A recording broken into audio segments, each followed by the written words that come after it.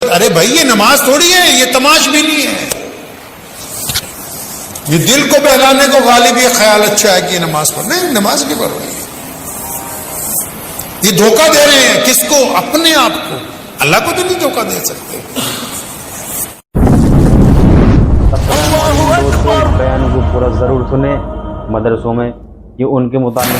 اب آپ سے اگر کوئی پوچھ لے، آپ کا کوئی غیر مسلم دوست شیئر ضرور کریں کہ پٹیل صاحب، انصاری صاحب، سیفی صاحب، قریشی صاحب، ذرا اسلام کا مطلب بتاؤ شارٹ فارم میں، شارٹ، تو کیا بتاؤ گے؟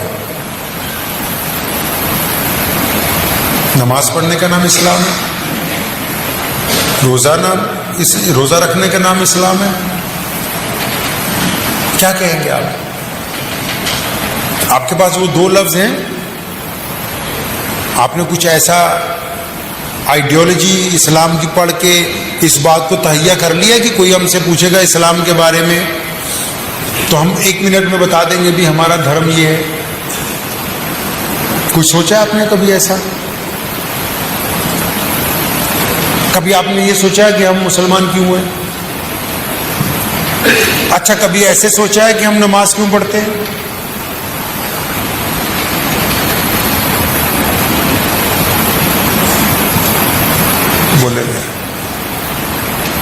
بولے صبح کو گوشت اچھا ہونا چاہیے،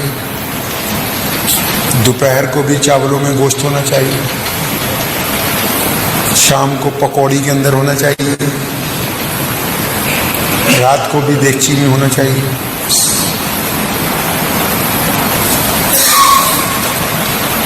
دو لفظوں میں پیارے محمد علیہ الصلوۃ والسلام نے دین کو بیان کیا. 2 لفظ. آپ صلی اللہ علیہ وسلم جب ابتدا میں لوگ مسلمان ہونا شروع ہوئے، سب سے پہلے ہم سب کی ماں امی خدیجہ الکبریٰ رضی اللہ تعالیٰ مسلمان، پھر ابو بکر صدیق رضی اللہ تعالیٰ، بچوں میں مولا علی کرم اللہ وجہ رضی اللہ تعالیٰ، سیدنا غلاموں میں سیدنا بلال رضی اللہ تعالیٰ. تو ان لوگوں نے پوچھا تھا یا رسول اللہ صلی اللہ علیہ وسلم، اس وقت تو نماز فرض نہیں ہوئی تھی، ابھی روزے نہیں آئے، حج نہیں آیا، یا رسول اللہ آپ کے ایمان، آپ کے دین کو قبول کر لیا، آپ کے اللہ کو اللہ مانا، آپ کو اللہ کا رسول مانا، آپ کرنا کیا؟ اسلام ہم سے کیا چاہتا ہے؟ کیا کریں؟ تو محمد رسول اللہ نے بڑا آسان سا جواب دیا. فرمایا جس نے اللہ اور اس کے رسول صلی اللہ علیہ وسلم کی اطاعت قبول کر لی، اب اس پہ لازم ہے کہ وہ دنیا کے تمام لوگوں کو برابری کا درجہ دے گا. اب اس پہ لازم ہے کہ وہ گورے اور کالے میں فرق محسوس نہیں کرے گا. اب اس پہ لازم ہے کہ وہ کسی غیر مذہب والے کو اپنے سے کمتر نہیں سمجھے گا. اب اس پہ لازم ہے کہ وہ کسی کم اچھے کپڑے والے کو اور کسی شہزادے کو آپس میں فرق محسوس نہیں کرے گا. نبی علیہ السلام نے یہ 2 لفظوں میں دین سمجھایا. دیکھو اللہ کو ایک ماننے کی بات تو آدم علیہ السلام سے شروع ہوئی، ابراہیم علیہ السلام تک آئی. رسول اللہ نے انقلاب یہ برپا کیا کہ اب اللہ کی عبادت وہی لوگ کریں گے جو ایک رسول اللہ کو مانیں گے. صرف ایک اللہ کو نہیں، جو ایک رسول اللہ کی اطاعت کریں گے، جو ایک رب کی ایک رسول کی اطاعت کریں گے، اور جو ایک رب اور رسول کی اطاعت کرنے کے بعد دنیا کے تمام انسانوں کو، چاہے وہ مسلمان ہیں، چاہے وہ غیر مسلم ہیں، چاہے ان کا دھرم کوئی بھی ہے، اگر ان سے وہ نفرت کرتا ہے اور اس کے دل میں ہے کہ میں مسلمان ہوں اور میں دوسرے کو اپنے سے چھوٹا سمجھتا ہوں، تو ابھی اس نے اسلام کو سمجھا نہیں ہے. محمد رسول اللہ کا دین کائنات کا وہ پہلا مذہب ہے جس نے انسانوں میں سے اونچ نیچ کو ختم کر کے ان کو برابری کا درجہ دیا ہے. تو اسلام تو 2 لفظوں میں. اب یہ کام بہت بڑا تھا. کون سا کام؟ لوگوں کو برابر کرنے کا کام بہت بڑا کام ہے. اب اس بڑے کام کے لیے رسول اللہ صلی اللہ علیہ وسلم کو اچھے لوگوں کی ضرورت تھی. انہوں نے اللہ تعالیٰ سے میٹنگ کی، اچھے لوگ چاہیے، تو اس کے لیے کیا کرے؟ تو اللہ تعالیٰ نے نماز دی، روزہ دیا، حج دیا، زکوٰۃ دی، نیکیاں دی، کہ جو لوگ یہ کام کریں گے نا وہ اچھے بن جائیں گے، وہ آپ کے دین کے کام آئیں گے. بات سمجھ آ رہی ہے آپ کو؟ نہیں. نماز کیوں پڑھتے ہیں ہم؟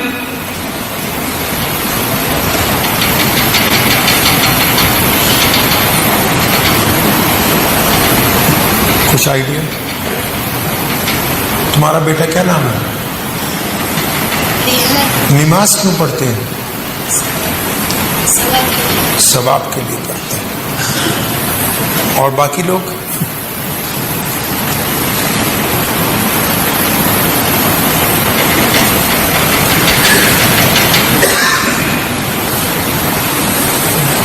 مشکل ہے کام. یہ مشکل کام اس لیے ہوا کیونکہ جتنا گڑ ڈالو گے اتنا ہی میٹھا. اپنے مولویوں کو پوچھتے نہیں ہو تو ان کے پاس بیٹھتے نہیں, ان کی خدمت نہیں کرتے. باقی ملک میں تو برا حال ہے, 5,000 10,000 مولوی کی تنخواہ, یہاں پتہ نہیں کیا حالت ہوگی, اللہ ہی بہتر جانتا ہے.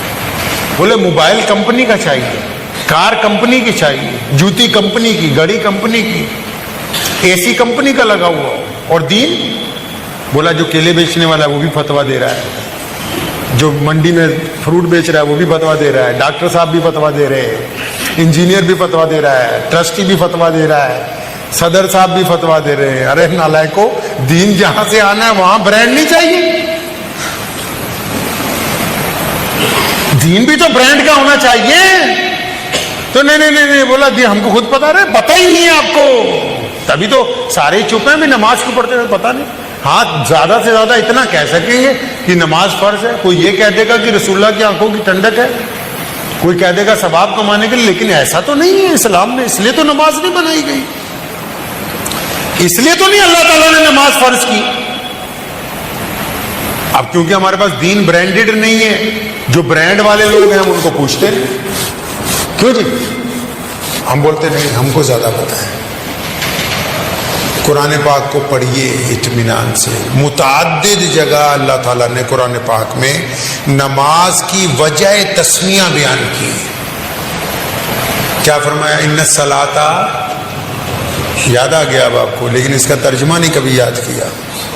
اللہ فرماتے ہیں کہ نماز تم پر اس لیے فرض کر دی ہے تاکہ تم گندی باتیں کرنی چھوڑ دو, اچھی باتیں کرنے لگو.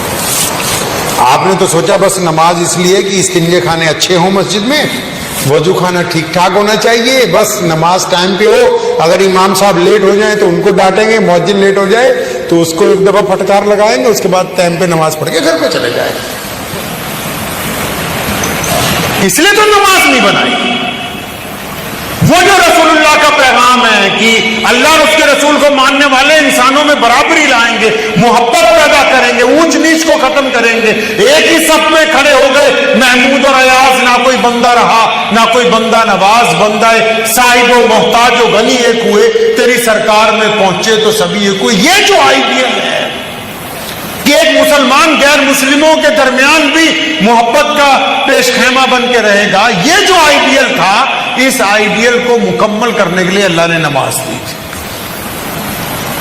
یہ جو آپ نے مسئلے بنائے ہیں ان کو فروعی وسائل بولتے ہیں, یہ ضروری تو ہیں لیکن یہ نماز کی قبولیت کی علامت نہیں ہے, یہ دین کی ضروریات ہیں. کیا ہیں جی؟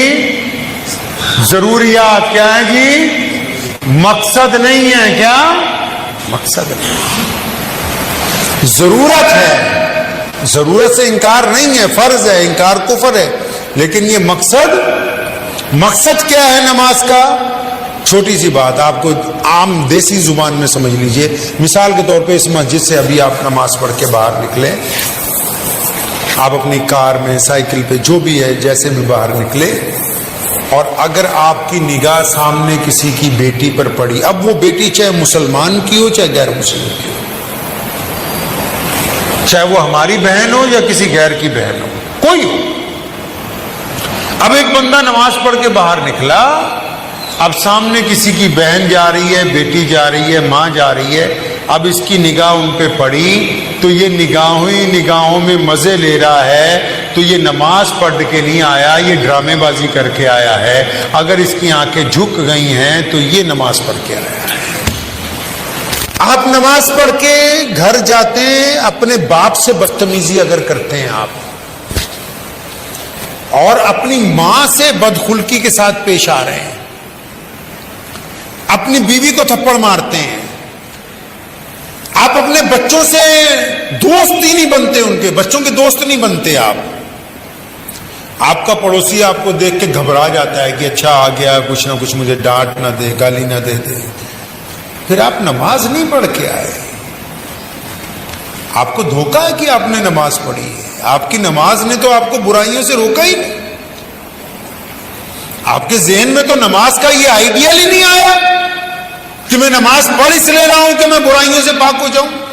آپ کی نماز تو آپ کو روک ہی نہیں رہی، نہ سود کھانے سے روک رہی ہے، نہ بےایمانی سے روک رہی ہے، نہ بد نظری سے روک رہی ہے، نہ جھوٹ بولنے سے روک رہی ہے، نہ غیبت۔ ارے بھائی یہ نماز تھوڑی ہے، یہ تماش بھی نہیں ہے، یہ دل کو بہلانے کو غالب یہ خیال اچھا ہے کہ یہ نماز پڑھ، نہیں نماز نہیں پڑھ رہی ہے، یہ دھوکہ دے رہے ہیں کس کو؟ اپنے آپ کو، اللہ کو تو نہیں دھوکہ دے سکتے۔